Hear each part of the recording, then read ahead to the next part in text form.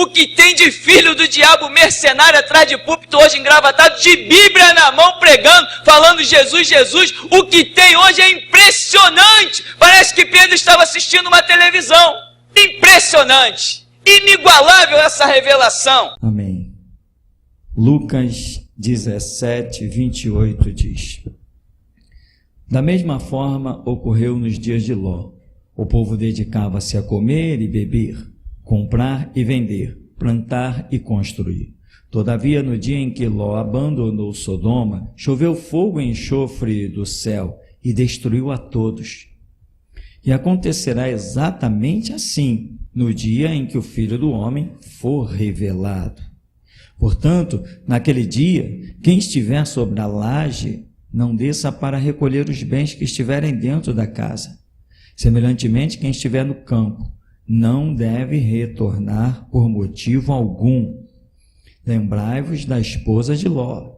Quem tentar preservar sua vida, perdê-la. Mas quem perder a sua vida, na realidade, a manterá.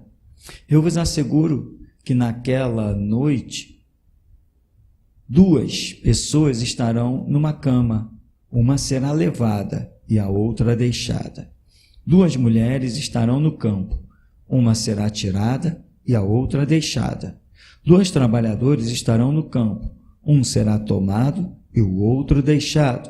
Diante disso, lhe indagaram: onde se dará tudo isso, Senhor? Advertiu-lhes o Senhor: onde houver um cadáver, ali se ajuntarão os abutres. Amém? Poder sentar.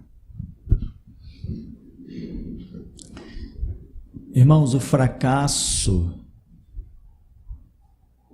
não é certo dizer o fracasso do Evangelho, porque é impossível que o Evangelho fracasse, mas o fracasso das pessoas que se disseram evangélicas ao longo de décadas, milênios, o fracasso delas se deu pela falta de entendimento.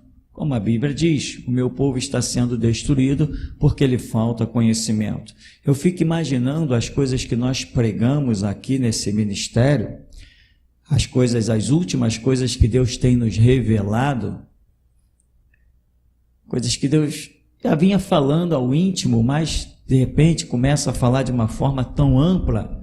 Essas coisas que nós pregamos aqui, quando cai no ouvido de outros cristãos aí fora, eles só podem nos chamar de loucos, hereges e endemoniados. Mas por quê? Porque lhes faltou a base do conhecimento, a base do entendimento. Eles negligenciaram o estudo, eles fugiram da realidade das coisas que Jesus disse e ensinou.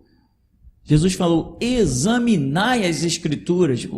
O povo se desviou completamente.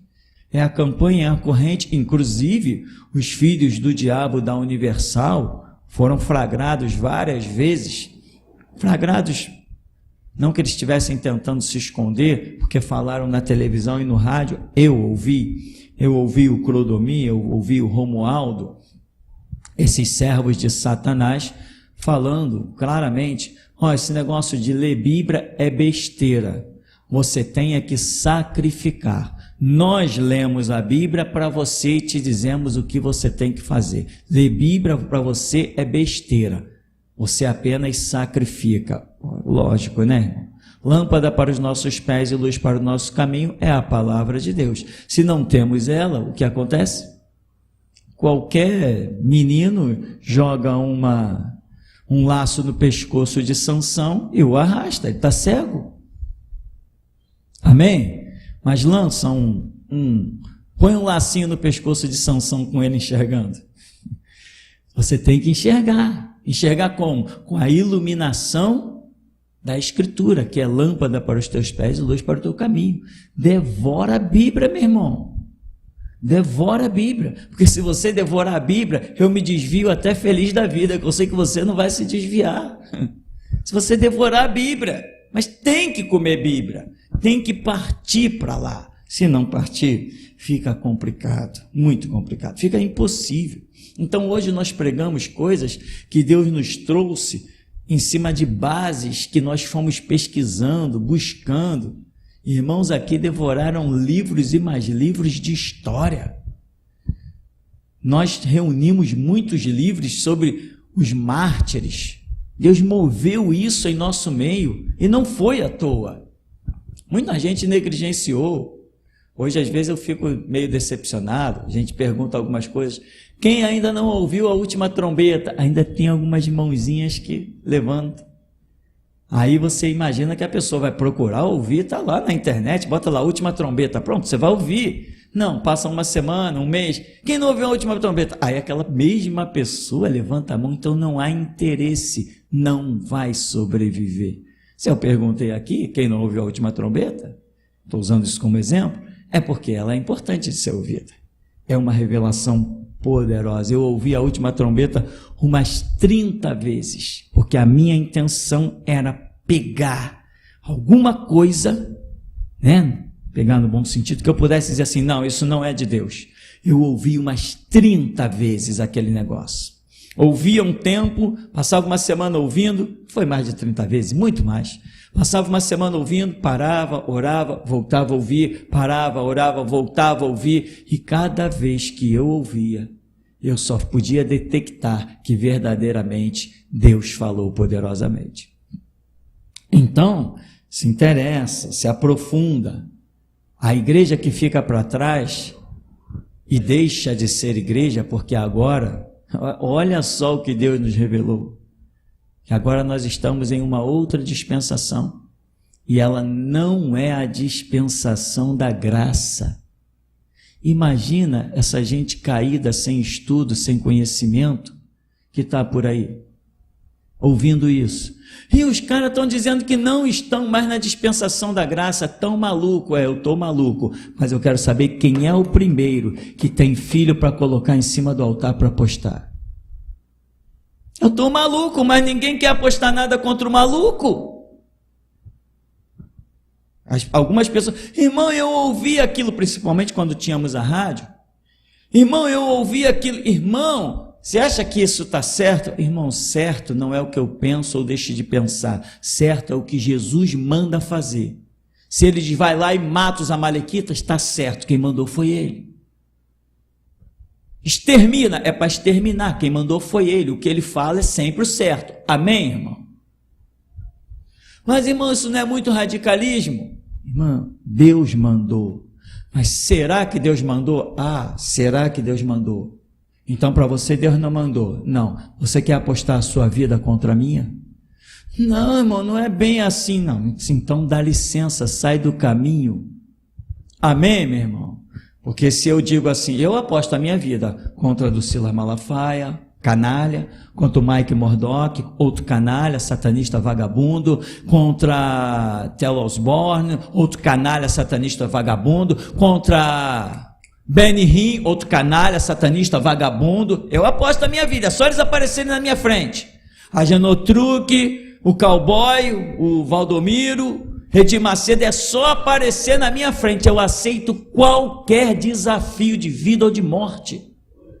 Porque eu sei, eu creio no que recebi do Senhor e aposto a vida. Agora, tem gente por aí que, não, irmão, eu não vejo assim, eu acho que o irmão está errado, eu estou errado, então aposta a sua vida contra a minha? Não, então dá licença, né, irmão?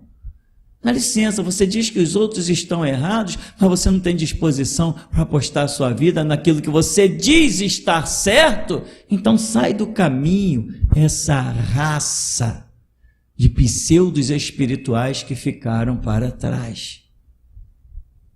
Hoje nós estamos falando coisas muito profundas, e quando essas coisas profundas acontecem aqui, que essas revelações violentas que Deus traz, como a questão de Moisés, Malaquias, João Batista, quando Deus mostra essas coisas, eu lembro de uma palavra que Deus deu nesse lugar. Ele falou, a porta aqui é estreita, mas eu vou estreitar ainda mais. Quando Deus revelou mais verdades, eu senti que mais difícil fica das pessoas aceitarem o que é pregado, Com a verdade, a porta estreitou-se mais. Incrível. E é exatamente assim, porque foi assim que o Espírito Santo falou comigo. É com a verdade. Quanto mais Deus dá a verdade a esse ministério, mais a porta se estreita. E agora não estamos mais na dispensação da graça. Não estamos. O que vão dizer da gente? Né? A graça dizia o quê? Ide por todo mundo e pregai o evangelho a toda criatura. Isso é a graça. E agora, o que Jesus tem nos dado nesse tempo da restauração? Ide somente em busca das ovelhas perdidas da igreja. Não temos mais a pregação para todo mundo. Não existe mais evangelização, por isso não existe mais batismo. Porque o batismo é para o pecador que se arrepende. Não tem mais batismo. Porque nós não estamos chamando pecadores ao arrependimento. Estamos chamando cristãos à restauração. Abandonar a política, criar coragem. Quantas pessoas já criaram coragem quando nós falamos certas coisas e as pessoas dizem, caramba, eu sabia que eu estava certo, mas dentro da minha igreja todo mundo dizia que eu estava errado. Eu falava que a política não podia entrar na igreja, que político não podia estar atrás do púlpito, não podia falar no meio do povo, todo mundo me criticava, todo mundo falava que eu era ovelha negra, mas depois que eu ouvi Geração Jesus Cristo, eu vi que eu estava certo. Esse é o nosso papel, ir em busca das ovelhas que estão perdidas dentro das igrejas. Que igreja é a força de expressão, porque as igrejas já se tornaram verdadeiros prostíbulos. E vamos até usar a palavra não só no espiritual, mas bem no natural, que é uma pornografia, é um bacanal dentro das igrejas, uma falta de moral, um descaramento desclassificado e desqualificado. É uma bandalheira que não tem mais nome. Cadê o Deus Santo? Cadê o Deus se ensina ou não? Cadê as verdades precisas de Deus? Cadê as vestes limpas? Veste limpa, meu irmão, só para quem pertencer à geração Jesus Cristo.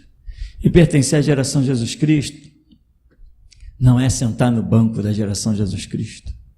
É vestir a camisa daquilo que Deus tem revelado no ministério. Então, nós não estamos mais no tempo da graça. Quem diria? Quem diria, meu irmão? E a chave do que Jesus nos revelou foi isso. A graça, ide por todo mundo e pregai a toda criatura.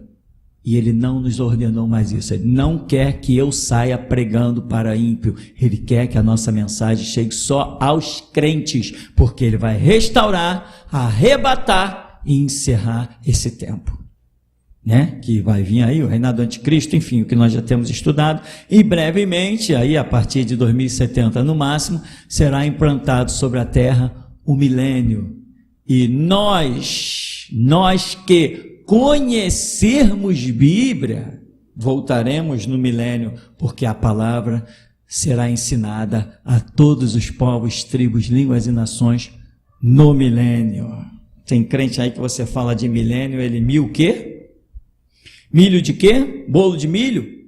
Pessoas completamente alienadas da verdade, encabrestadas. Irmão, aqui ó, hoje é o papel azul. O papel azul é o dom do Espírito Santo correspondente à alegria. Com esse papel azul, você dá aqui R$50, R$100, você vai ter o Espírito da alegria. E o desgraçado espírito do inferno. Mas tem pessoas que acreditam nisso.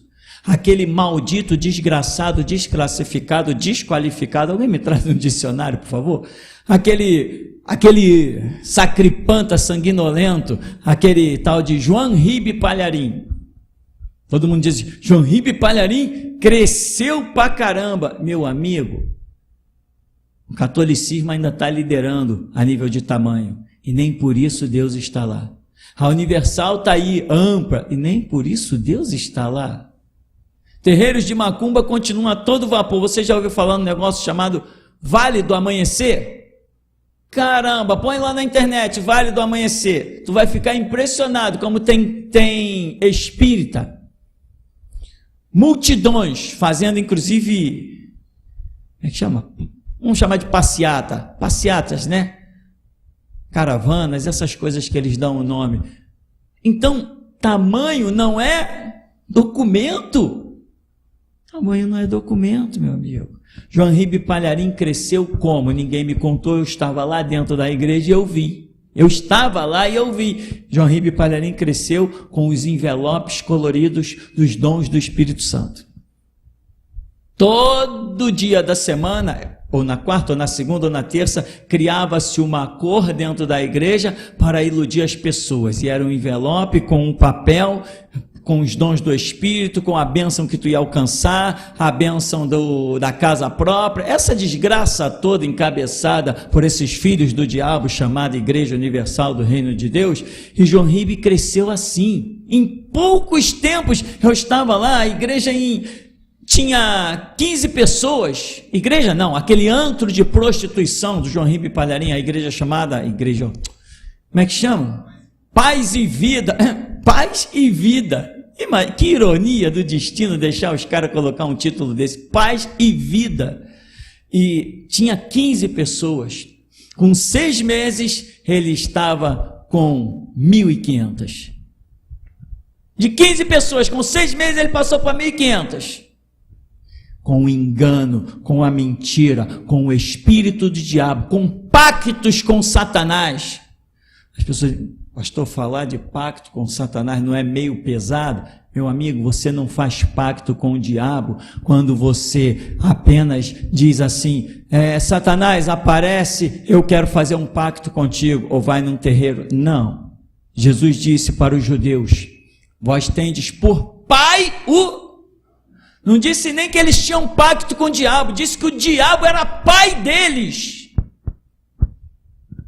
Por quê? Por causa das obras que eles estavam intentando realizar.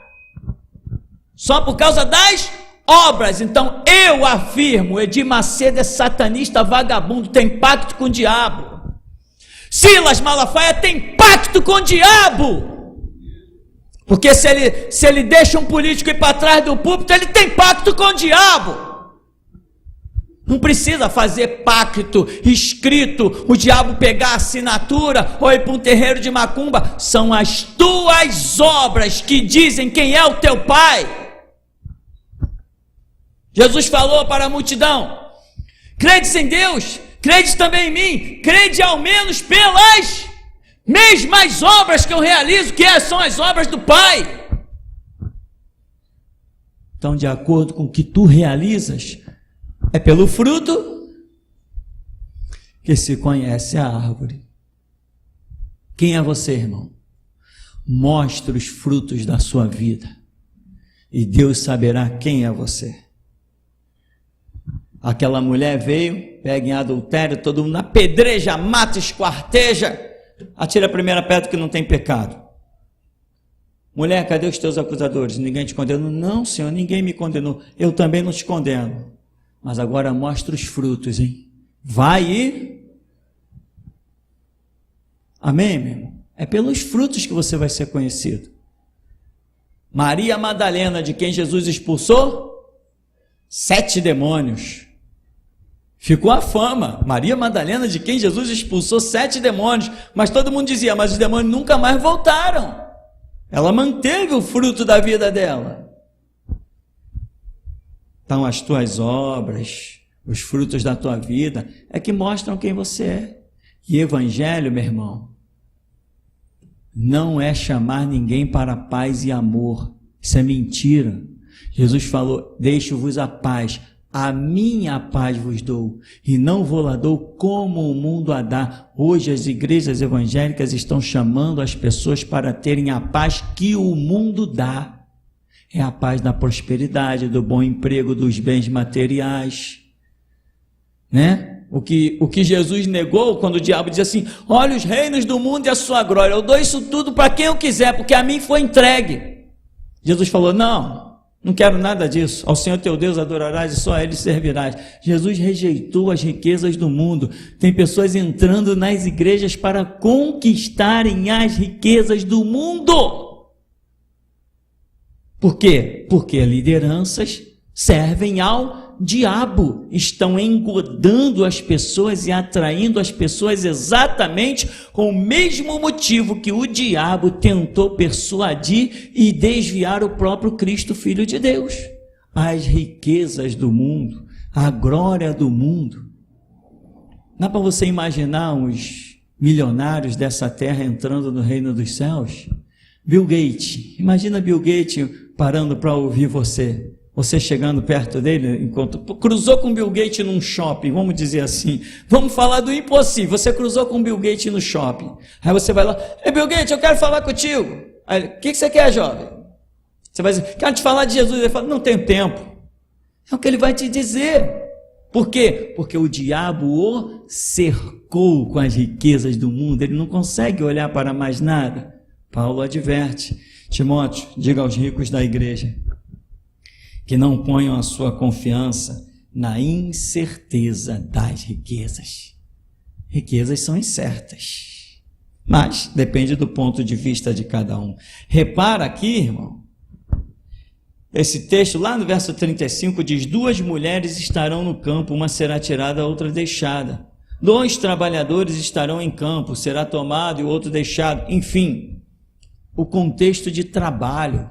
Nós já vimos sobre isso, temos uma pregação intitulada As 2 Mulheres, e no meio daquela pregação, Deus deu uma revelação que ela está fervendo até hoje, não para de ferver. A mensagem As 2 Mulheres. O cenário aqui é trabalho, irmão. E diz que 2 mulheres, outras versões dizem assim, 2 mulheres estarão trabalhando no campo, bem claro. O que são 2 mulheres? Uma mulher é símbolo da igreja, pode ser que existam duas visões de igreja trabalhando, mas uma será tirada e a outra será deixada. E nós podemos ainda individualizar isso, não só a nível de organizações, mas a nível de pessoas, porque a igreja é cada um de nós sobre a terra que confessa o sangue de Jesus Cristo e se curva na sua adoração. Isso é a igreja. Aí Jesus diz assim, vão estar trabalhando no campo, igreja, pode ser eu, pode ser você, mas um é tomado e o outro é deixado, ou seja, independente de quem será tomado ou quem será deixado, que nós já estudamos sobre isso, mas um vai estar certo e o outro vai estar errado. Um vai caminhar para a salvação, o outro vai caminhar para a condenação. Então, irmão, por que ambos estão no campo trabalhando? Depende de que tipo de trabalho você esteja prestando. Isso é que pesa na questão. Qual trabalho que você está prestando? Tem pessoas que estão na igreja trabalhando, sabe como? Para si. Tem pessoas que estão na igreja trabalhando para si mesmos e não para Deus. Não, eu vou dar o meu dízimo, porque se eu der o meu dízimo, Deus vai me abençoar. Ah, então você está dando dízimo porque está pensando em quem? Na sua própria vida, na bênção que virá sobre ti. O teu conceito está errado, o teu dízimo não, o teu dinheiro é aceito, mas o teu dízimo não. Sabe a diferença? Sabe, né? Que o dinheiro acaba sendo aceito, porque ele cai na caixa de oferta, eu acabo usando ele. Teu dinheiro foi aceito, mas a bênção espiritual que envolve aquele dízimo não vai sobre a tua vida. O teu dinheiro foi aceito, mas o conceito do dízimo não foi aceito. Você entregou de forma errada. Aquelas pessoas que eu via na igreja batista, Senhor, abençoa esse meu mês, que as minhas contas sejam todas pagas, que não me falte nada, porque eu entreguei o dízimo na tua casa. Então ela está entregando o dízimo pensando em quem? Nela. O trabalho dela é focado para ela. São aquelas pessoas que a gente fala milenarmente, que estão trabalhando para si mesmo. Irmão, qual é o teu ministério? Não, eu tenho chamado pastoral. Irmão, qual é o teu ministério? Eu tenho um ministério para cantar. Eu tenho um ministério para tocar. Tem pessoas que todo o ministério dele é aquilo que aparece na frente da igreja e todo mundo vê. Ninguém tem ministério de entrar no teu quarto, fechar a porta e interceder. Porque ninguém vê. Tem pessoas que querem aquilo que apareça, elas estão querendo trabalhar para si mesmos. No tempo da Igreja Batista, meu irmão, você perguntava a um irmão, como é que se faz um dó maior? Ah, não sei não. Como é que faz um ré bemol menor? Ah, eu não sei não, isso dá muito trabalho. O cara tocava ali dia após dia, não podia dizer, com a guitarra na mão, ele não podia dizer como é que se fazia uma nota. Por quê? Porque vai que eu aprenda e depois eu tome o lugar dele. O desgraçado não está cantando para Deus, está cantando, tocando para ele. Te digo uma coisa, existe uma oferta que não deixa dúvida para quem você trabalha. É quando você se oferece como sacrifício vivo, santo e agradável a Deus, como um culto racional. Quando você é oferta diante do altar de Deus, aí não tem dúvida. Todo mundo vê quem é você. Todo mundo vê qual é a sua oferta. Todo mundo vê qual é o seu objetivo. Que você se oferece para morrer por Cristo. Quem se oferece para morrer por Cristo não está buscando ser exaltado diante dos olhos de ninguém. Olha para Jesus. O que diz Isaías? Olhando nós para ele, virávamos o rosto. Não tinha formosura nem parecia algum. Era um homem queimado, experimentado nos trabalhos.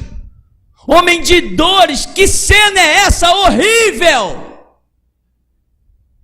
Desfigurado, espancado de um dia até o outro. Passou toda uma madrugada sendo socado, espancado, cuspido. Mas a um servo cabe ser igual ao seu Senhor. Sabe qual vai ser o teu maior destaque, meu irmão? Quando olharem para você e dizer assim, aí, palhaço, desce da cruz agora que eu quero ver. Porque ali, quando tu fores levantado, muitos você atrairá a Cristo Jesus. Porque é o teu sangue que fala mais alto, irmão, do que qualquer palavra. O problema das igrejas foi que os cristãos trabalharam para si mesmos. Ah, pastor, então não devia estar pregando lá dentro das outras igrejas? Não, estou pregando para que você não venha incidir no mesmo erro. Estou te dando uma vacina, para que você não caia quando a epidemia vier, você não caia, você fique de pé, porque a epidemia vem. Você acha que o diabo está de braços cruzados? A Bíblia já adverte, não olhes para a riqueza dos ímpios. Por que precisou ser dito isso? Porque tem crente que olha para a riqueza do ímpio. Quanta gente eu conheci, certamente você. Não, que escreve lá, né? Salomão escreve, e outras pessoas escrevem. Jó, no momento da sua aflição, que proveito tem do homem em guardar a verdade, em guardar a palavra? O ímpio faz a maldade e prospera, blasfema do teu nome e está prosperando, está enriquecendo. Aí Deus é obrigado a chegar e dizer assim, olha, vai chegar um dia que tu vai olhar no horizonte, vai procurar pelo ímpio, não vai achar nem palha dele. Tem pessoas que olham para o mundo, irmão, não valorizam o teu trabalho. Meu irmão, presta atenção, quando eu cheguei na igreja eu era pobre, mas pobre mesmo, de roupa rasgada e tênis furado. Tênis não, sandália furada. Tênis era coisa de rico na minha época. E assim, nessas condições, eu cheguei na igreja.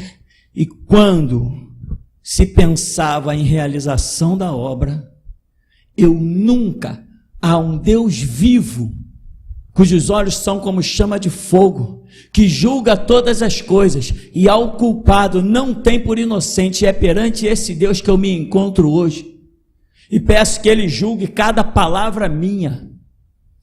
Tudo que eu imaginei fazer dentro das igrejas, eu nunca pensei em retorno nem destaque. Enquanto uns estavam sempre lá de terninho, moleques de 18, 20 anos, tudo de terninho aparecendo lá do lado dos púlpitos, enquanto eles estavam lá tudo bonitinho, engomadinho, lá vinha eu entrando com fio empoeirado, todo suado, nas costas para guardar nos depósitos da igreja, carregando caixa, carregando amplificador, todo suado, todo desgastado, e sentava lá. no meio para cultuar, louvar, engrandecer o nome do Senhor Jesus e ouvir a palavra. Enquanto isso, eles estão lá, eles pensavam que porque eles eram colados com o pastor, que também eles eram colados com Jesus. Estavam enganados. Colado com Jesus era eu, suado, com calo nas mãos, todo empoeirado, todo cheio de sede. Às vezes eu não tinha nem dinheiro para comprar uma água na cantina. Mas olha para eles, é difícil você olhar. Mas para mim, é fácil você ver, porque Jesus foi comigo e tem sido até aqui. Então, meu irmão, vigia o seu trabalho, os objetivos do seu trabalho. Não trabalhe para ver o teu nome engrandecido. Uma vez eu encontrei um cara, estávamos num trabalhinho de uma igreja, ele, como é que está a obra lá? Eu já falei isso tantas vezes. Como é que está a obra lá? Eu falei, tá legal a obra, estamos trabalhando lá. Não, mas como é que está lá? De recurso, o que está dando de retorno financeiro? Não, rapaz, estamos lá fazendo a obra por amor. Vocês estão malucos fazer a obra por amor? Eu acho que esse desgraçado já está morto, porque ele foi trabalhar, acabou indo trabalhar, tinha sido pastor da Universal, depois acabou indo trabalhar dentro de uma casa de prostituição. Sumiu um dinheiro e acusaram ele. Nunca mais vi o cara. Já viu, né? Casa de prostituição só tem gente boa, né? Gente fina, né? Você sabe como é que é. Nós, afinal de contas, nós moramos em Sodoma, né? Sodoma, Rio de Janeiro. É isso que nós moramos. Então, irmão, as pessoas olham para a obra, pensam em trabalho. Tinha uma disputa ferrenha na Igreja Batista. Quando vinha, todo ano tinha eleição para cargos, né? E tinha cargos na Igreja Batista que eram remunerados. Irmãos, faltava pouco puxar faca. Um horror. Tinha gente que se levantava. Temos alguma proposta para... O pastor pergunta, temos alguma proposta? Alguém dizia, não, eu quero propor que, como a irmã fulana já está no cargo há 2 anos, eu quero propor que a fulana, esse ano o nome dela seja votada para assumir também. Mas a fulana que o cara estava apontando era a filha dele, era a neta dele, era a mulher dele, porque o cargo era remunerado. Aí começava aquela briga horrível. Passou um mês, aí um irmão me encontrou. Poxa, não te vi na sessão de negócios. Falei, amigo, para mim ouvir blasfêmia, e escutar gritaria, e palhaçada, e gente interessada em si mesmo, eu volto a jogar futebol e pingue-pongue no meio da rua, volto a frequentar as praias do Flamengo, do Arpoador. Se isso aqui é igreja, eu quero saber de Deus. Eu nunca mais piso nessa tal dessa sessão de negócio aí. Isso aí é uma blasfêmia.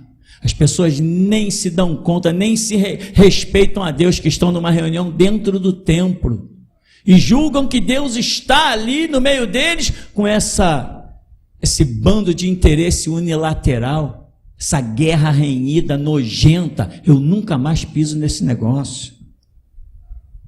E aí foram falar lá para quem tinha que falar, mas ninguém teve coragem de chegar para mim e questionar nada. Porque se eu já tinha falado na cara de um, podia aparecer qualquer outro, eu ia falar do mesmo jeito. Trabalha, irmão. Uma coisa eu tenho muita alegria e orgulho, eu tenho. Todas as vezes que eu pensei em realizar a obra do Senhor Jesus, eu nunca pensei em dinheiro. Isso me dá uma satisfação, irmão, muito grande. Eu me sinto, sabe, meio fora de mim, eu me sinto feliz, explodindo com essa alegria. Nunca pensei em dinheiro quando o assunto foi a obra do Senhor. Quando o Senhor nos mandou para esse lugar, vai para a tua casa, funda a minha igreja, nós ficamos aqui pelo menos 3 meses, as pessoas vindo em mim, pastor, eu estou com o meu dízimo aqui, pastor, há 3 meses, eu quero entregar o dízimo, pastor. Quando que o pastor vai receber os dízimos? Não tem aí uma caixa oferta? Não, irmã, não tem nada. Ainda, Jesus não me autorizou a pegar dízimo. Estou fazendo a obra, comendo o meu feijão com macarrão, as receitas do meu filho que nasceu com problema congênito do rim, uma uretra, não sei se é esse o nome correto, uma parte que passa do rim para a bexiga, estreitada, e eu com um monte de receita, sem ter dinheiro para fazer nada, e pessoas dizendo, pastor, eu quero dar o dízimo, eu dizendo, não posso receber o dízimo, porque Jesus não me autorizou. Vê se isso não é motivo de orgulho, meu irmão. Vê se isso não é motivo de orgulho. E as receitas no meu bolso, puxava assim, e durante o culto eu dizia lá quietinho no meu canto, Jesus tem misericórdia. E um dia de culto, meu filho estava deitado dentro de um compartimento que era onde nós tínhamos a rádio, e o profeta disse assim, olha, eu não sei o que está acontecendo lá dentro daquela sala, mas tem tubo de ensaio ali, tem tripé, tem um anjo vestido de médico, tem seringa, tem tudo ali dentro.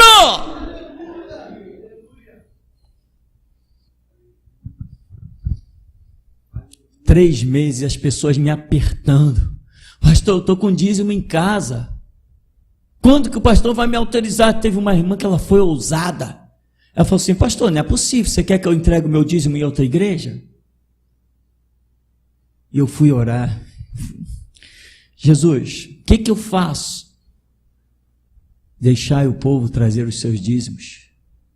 Peguei uma caixinha de sapato, cortei em cima, forrei com um papelzinho colorido, irmãos podem entregar o dízimo. Jesus autorizou, amém, meu irmão?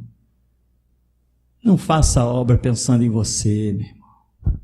Hoje eu entro num carro, eu considero até um carro de luxo, um Aircross, é 2013, mas te garanto, irmão, dá gosto de dirigir, dá para brincar de dirigir, um baita ar-condicionado, uma estabilidade maravilhosa, piloto automático, tem o limitador, você regula lá, tu acelera, ele bate ali, não passa daquela velocidade, não tem perigo de você ser multado, e tem aceleração automática, você regula, deu um toquinho, ele acelera sozinho, você encolhe a perna, descansa, e se for estrada, você fica tranquilão, só no volante.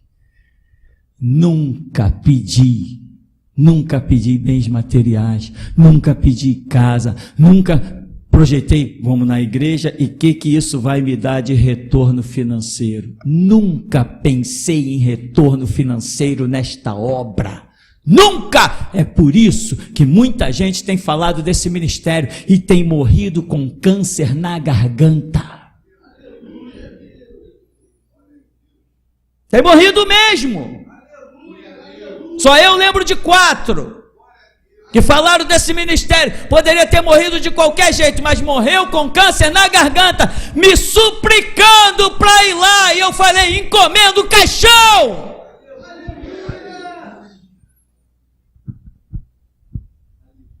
Eu e Jesus somos um. Não brincamos de evangelho aqui, meu irmão. Aqui não tem brincadeira. Gente do PT já quis invadir isso aqui. Invadir, entre aspas, já quis chegar, se associar. Gente de outros partidos políticos. Falei, nem pensar na minha igreja político, não entra.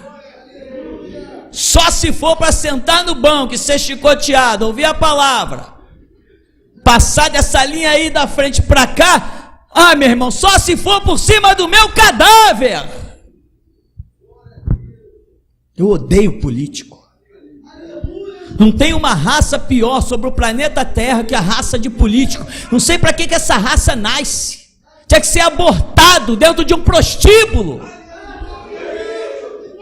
Político é o lixo de uma sociedade, é a raça mais podre que a sociedade já inventou. Imagina se eu vou deixar um político pegar num microfone desse. Tem gente aqui dentro que nunca pegou nesse microfone. Imagina se eu vou deixar um político pegar. E você, meu irmão, qual trabalho você está realizando? Porque um será tomado e o outro será deixado. E a diferença é o trabalho, porque ambos estão no campo, ambos estão trabalhando, mas a diferença é o tipo de trabalho que está sendo realizado. Eu, quando olho no espelho, eu digo, não tem mancha. A minha consciência não me acusa de nada. Eu digo para as pessoas, se o diabo aparecer na minha frente, eu parto para cima dele, eu quebro o chifre dele, nem que seja no braço. A minha vida é limpa. As pessoas, às vezes, a igreja tem até fama. As pessoas pegam minha mãe por aí, no mercado, no açougue, sei lá onde. Eu ouvi dizer que a igreja do teu filho não pede dinheiro, não, né? A gente nem toca nesse assunto aqui, então as pessoas saíram dizendo por aí, a igreja não pede dinheiro. Não, realmente a igreja não pede dinheiro. A caixa de oferta está lá. Está lá atrás, ainda está lá? Está, né? Dízimo é bíblico? É, Jesus disse para mim, deixa o povo entregar o seu dízimo, então não posso impedir. Mas se Jesus dissesse, faz a obra e não me autorizasse a pegar nos dízimos, eu estaria fazendo a obra até hoje, sem nenhum dízimo. A obra é dele, quem manda é ele. Meu. Não estou aqui para fazer o que eu penso ou o que eu acho. Se fosse para fazer o que eu penso e o que eu acho, os dízimos contra o judiciário não existiriam. Aliás, os vídeos contra o judiciário não existiriam. Imagina. Inclusive eu vi aquele Lindbergh, né? Defendendo Lula, porque está aí para ser condenado a 12 anos, já entregou passaporte. Enfim, Deus ainda há de me dar o privilégio de ver o Luiz Inácio Lula da Silva morrer dentro de uma cadeia. E quando a Dilma for lá visitar ele, ela também caia morta junto com ele. Assim faz um enterro só num dia. Pronto. Malditos sejam. Aí, o Lindbergh estava pregando e incitando a população em como é que chama esse negócio? Comício, né? Incitando a população. Não, o povo tem que ir para as ruas, o povo tem que protestar contra as decisões do judiciário. Condenar o Lula é uma injúria, é uma difamação, é uma calúnia. Aí o sistema já montou um processo, porque disse que ele está falando contra o sistema judiciário. E eu olhando na televisão, com outra pessoa, falei assim, eu falo 10 mil vezes pior do que esse cara e até agora ninguém me disse nada. Eu não falo do sistema judiciário, eu falo das decisões dos juízes. São verdadeiras prostitutas e travecos, isso que eles são, com as decisões que eles dão. Ninguém pode manifestar a sua opinião contra um gay. Não, é homofobia, é mesmo. Eles vão ter que arranjar vaga para todos nós, amém, irmão? Vai ter que arranjar vaga para todos nós, porque esta obra nós não cessaremos. Que venham as aulas nos colégios, porque eles saberão de uma vez por todas quem é Geração Jesus Cristo em 2018. Esse é o ano que Deus preparou. Estou bem acreditando que este ano sairá a minha segunda prisão. E nós celebraremos com júbilo. Em nome do nosso Deus, hastearemos pendões. E depois faremos 10 vezes pior. Igual foi na primeira prisão, quando nós saímos, nós arrebentamos com tudo que estava pela frente, que até hoje as pessoas assistem os vídeos e dizem assim, que isso?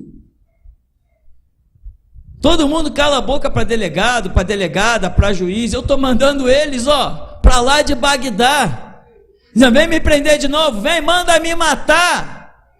Cá entre nós, irmão, eu sei que ainda não inventaram a arma para matar, nem a mim e nem a vocês. Porque quem tem promessa de Deus, não morre não. E tem a fé de Abraão. Então, meu irmão, qual o trabalho e o objetivo do seu trabalho? Discirna isso. Discirna. Não entra nesse lugar pensando nas suas necessidades ou nas suas dificuldades. Chega aqui nesse lugar, Jesus, eu não tenho nada, eu nada posso, eu nada sou. Eu tenho fôlego de vida, o Senhor pode usar isso para alguma coisa? Pensa na obra, pensa em Deus.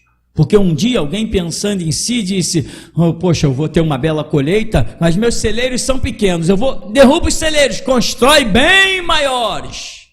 Aí quando construiu os celeiros abarrotados, folga minha alma, come, bebe, porque tens em depósito bens para muitos dias. Aí ecoou uma voz, louco, esta noite te pedirão a tua alma. E o que tu darás em troca? Para quem ficará todas as coisas que tu preparaste?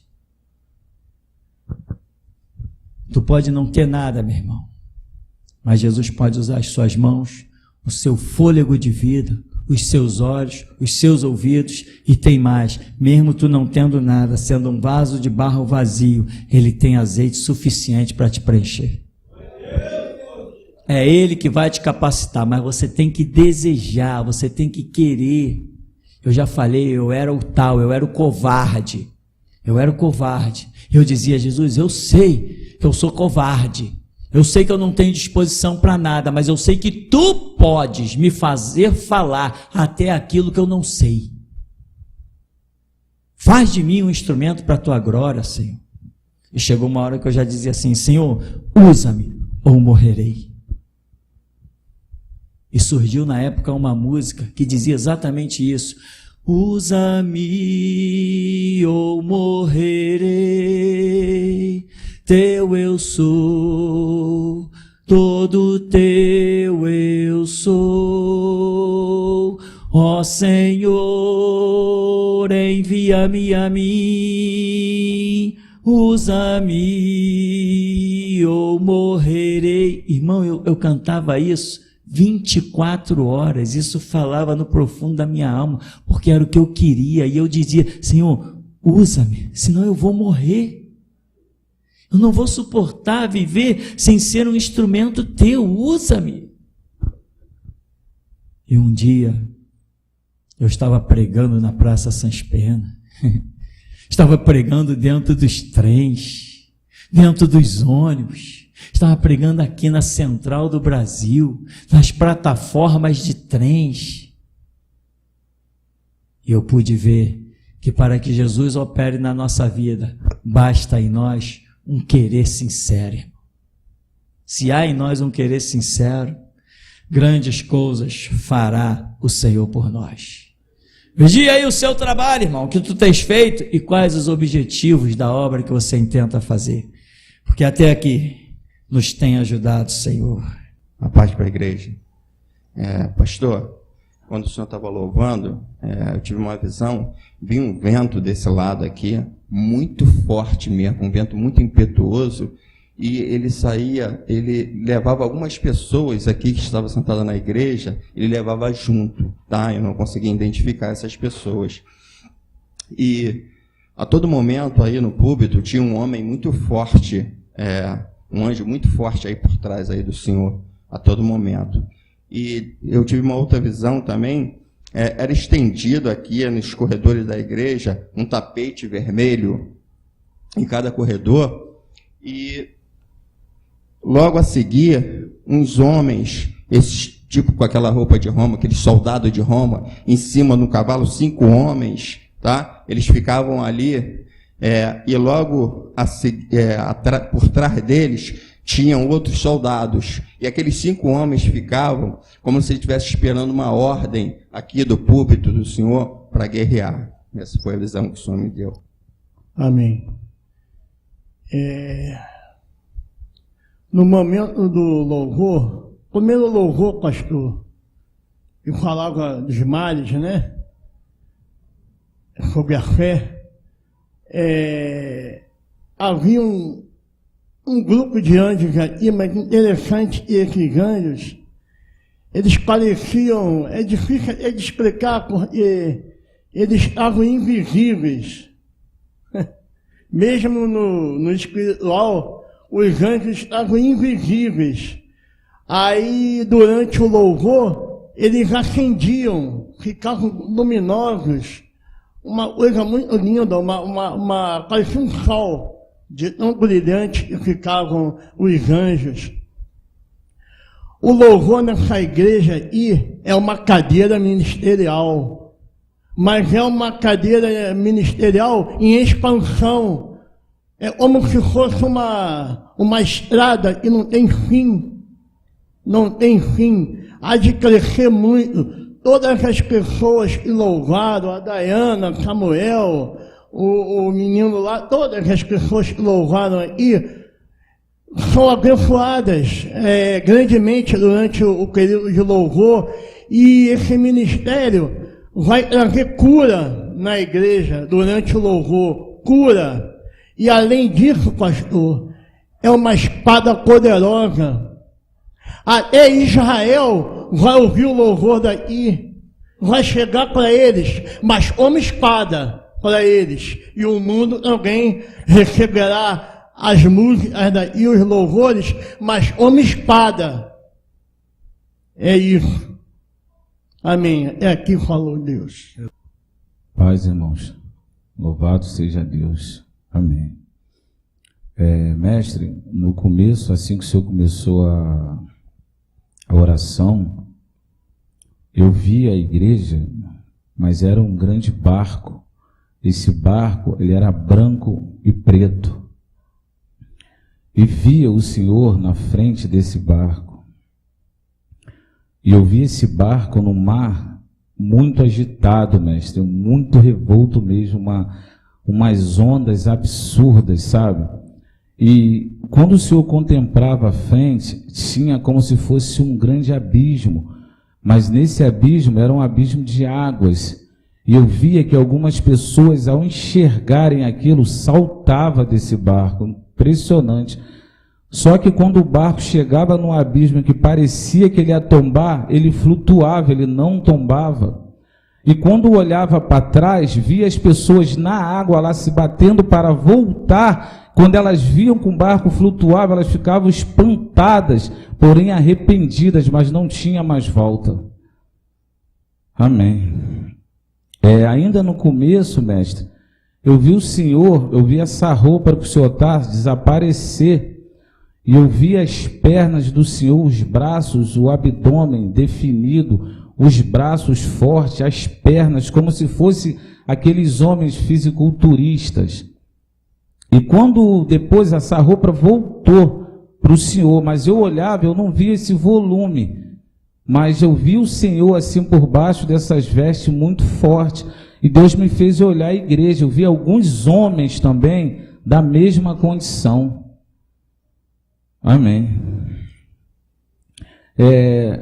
Naquele louvor sobre Elias, eu via 6 espadas no Senhor, sendo que elas estavam viradas para trás.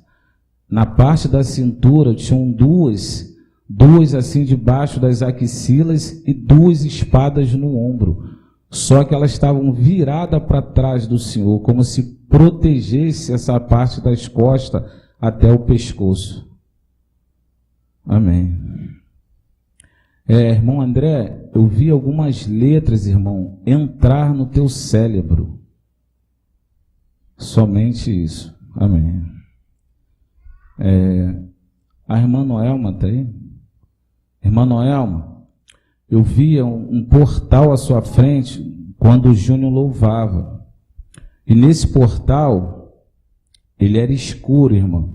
Eu vi uma mão por baixo tentar puxar a sua perna direita, você tomou um susto e retirou.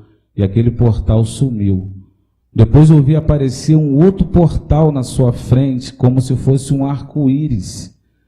E eu vi uma outra mão, só que essa mão era muito clara. E essa mão ficou ali estendendo para puxar também as suas pernas. Só que você também olhou e recolheu um pouco as pernas. E ali essa visão cessava, irmão. Amém. Irmão Pedro, eu vi você, irmão, numa espécie de lava-jato. Eu vi aquelas espumas limpar o teu corpo. Mas o que me chamou a atenção é que ficou uma na sua cabeça um tempão, irmão, limpando como se quisesse tirar algo de dentro da sua mente. E ali essa visão cessava, irmão. Amém. Quando o Senhor falou sobre música, mestre, eu via algumas notas musicais circular sobre a igreja.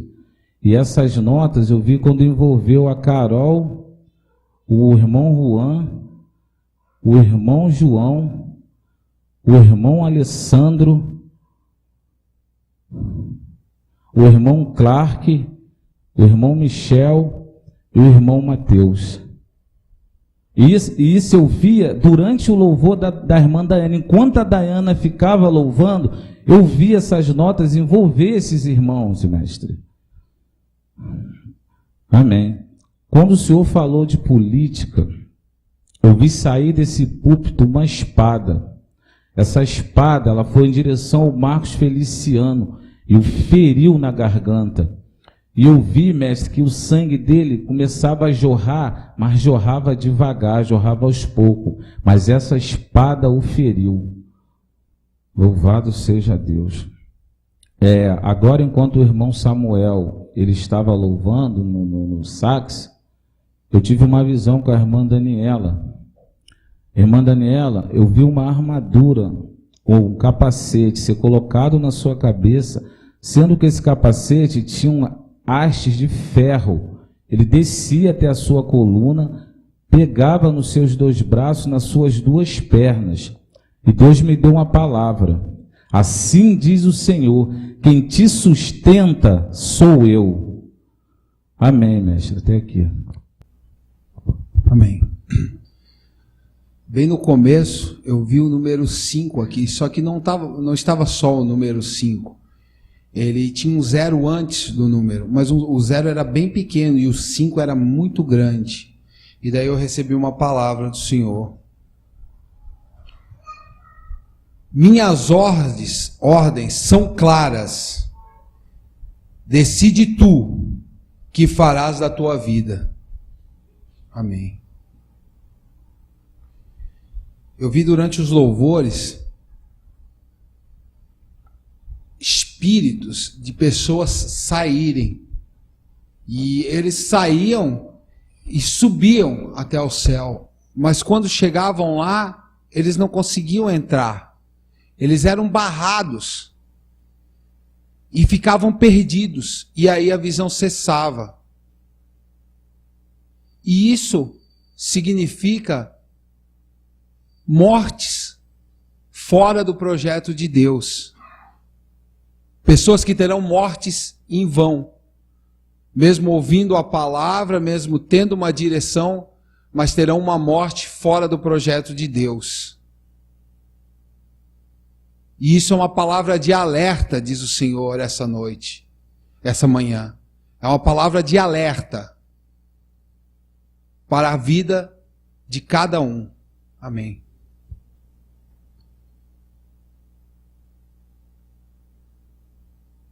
E isso eu vi durante o louvor da irmã Daiana.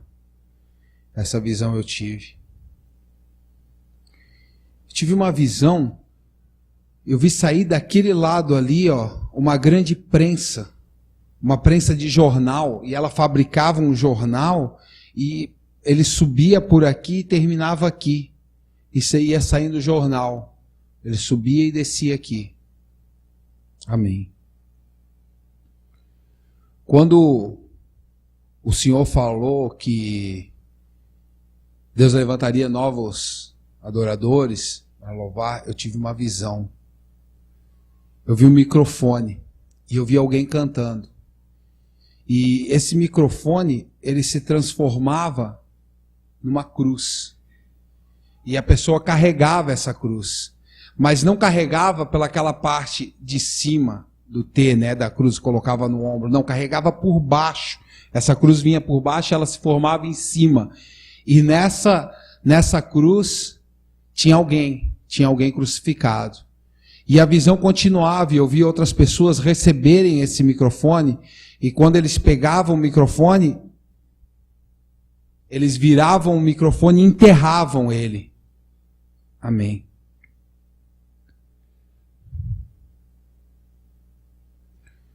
Tive uma visão contigo, Alessandro.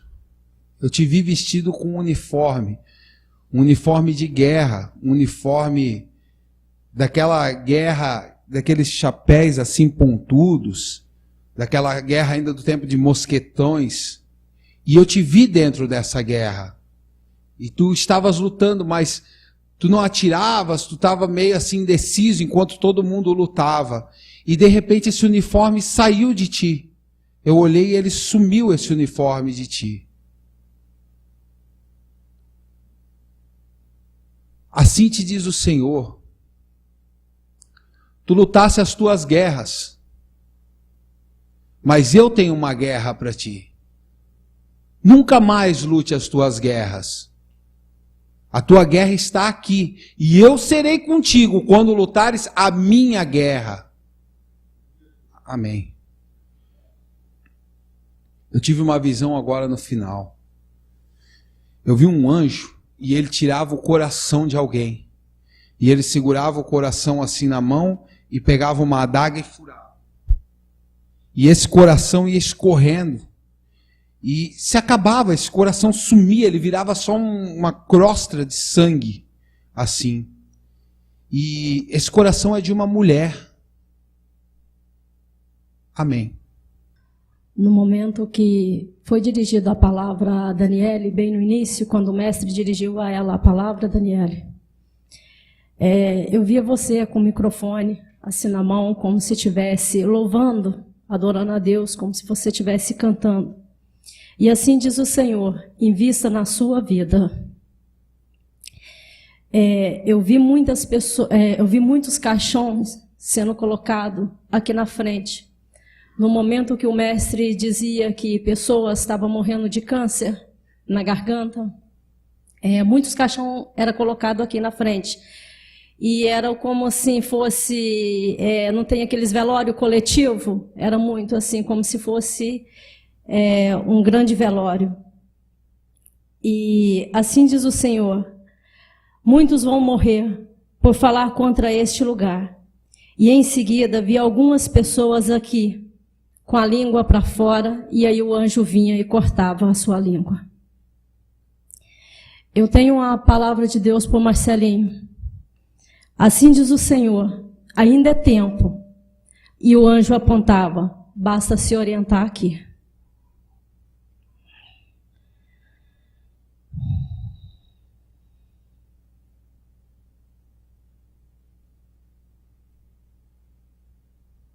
No momento que você estava sentado aqui,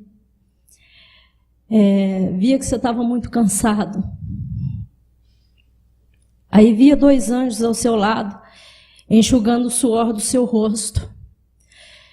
E esses anjos enxugavam com um lenço muito branco, muito branquinho, ele enxugava assim, palpava o seu rosto. E assim diz o Senhor: as tuas lágrimas eu consolo, nada do que fez foi em vão.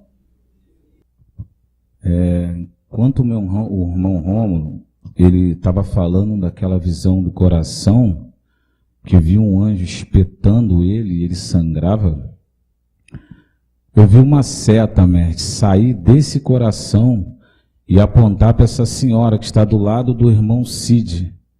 Eu não sei o nome dela, mas esse coração era seu, irmão, que estava sendo furado. Amém. Você sabe que há um Deus vivo, então tem motivos de glorificar. Pede forças. Deus bendito, Deus eterno, excelso, glorioso, tu que não despedes ninguém de mãos vazias, e que inclusive no teu próprio não nós vemos o sim, ó Deus, porque só tu és poderoso, e toda a tua palavra é boa, perfeita e agradável, e nenhuma das tuas boas palavras voltará vazia, mas cumprirá o que te apraz. Senhor, é por isso que estamos aqui, para ver a tua palavra se cumprir. Não queremos nada além da tua palavra se cumprindo em nós, por nós e através de nós. E se algum outro projeto tivermos, Senhor, sonda-nos, vê se há em nós um caminho mau, guia-nos pelo caminho eterno, porque não queremos outro projeto, senão o projeto da tua palavra, que é lâmpada dos nossos pés e luz para o nosso caminho. Assim conduz-nos, leva-nos, pois nós somos os teus guerreiros. Jesus, nós